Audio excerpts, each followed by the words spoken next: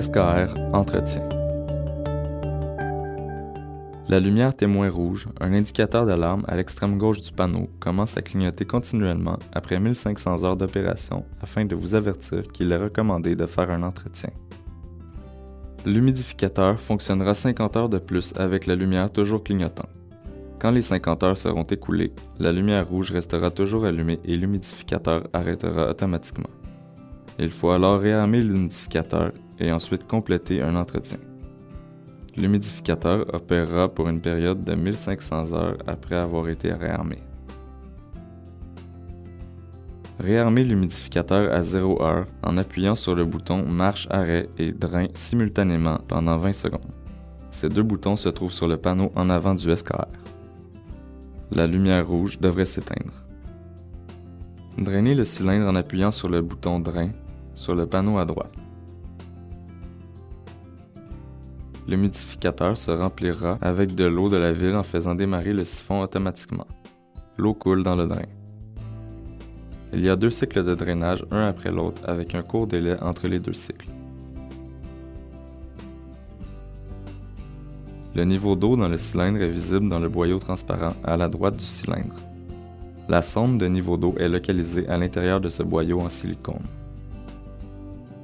Notez qu'il y a un peu d'eau qui reste dans le cylindre. La prise du drain est localisée au-dessus du fond du bassin. Durant l'opération normale de l'humidificateur, le tartre tombe et s'accumule au fond du bassin. Mettez l'humidificateur hors tension à partir du commutateur de déconnexion ou du coupe-circuit. Dévissez le connecteur d'alimentation électrique noir et rond de l'élément chauffant. Déconnectez le petit connecteur blanc à 2 fils rouges reliés au thermodisque. Dévissez l'écrou connecteur en bas à la sortie du drain. Dévissez le collier en acier qui sert le boyau de vapeur à la sortie du cylindre. Soulevez le boyau et le détachez du cylindre.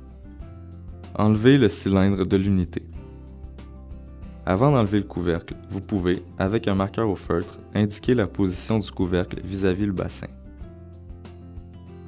Retirez le couvercle avec l'élément chauffant. Il n'est pas nécessaire de nettoyer l'élément chauffant. Videz le bassin de tout tartre rigide et rincez avec de l'eau seulement. Réinstallez le couvercle en faisant attention au joint d'étanchéité rond qui s'adapte sous le couvercle. Si le joint d'étanchéité s'est durci ou est en mauvaise condition, remplacez-le par un nouveau. Le joint est un peu plus large que la rainure. Forcez-le avec vos doigts pour qu'il s'emboîte.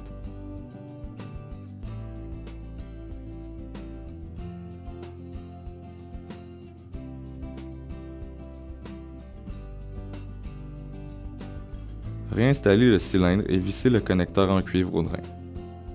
Attachez le petit connecteur blanc au cliqueson thermodisque et serrez le collier sur le boyau de vapeur à la sortie du cylindre. Raccordez le connecteur noir d'alimentation électrique aux éléments. Alimentez la tension électrique à l'humidificateur. La lumière témoin LED verte sur le bouton marche-arrêt clignote lentement. C'est le mode Stand-by. Appuyez sur le bouton marche-arrêt pour passer en mode automatique et le LED vert s'illumine.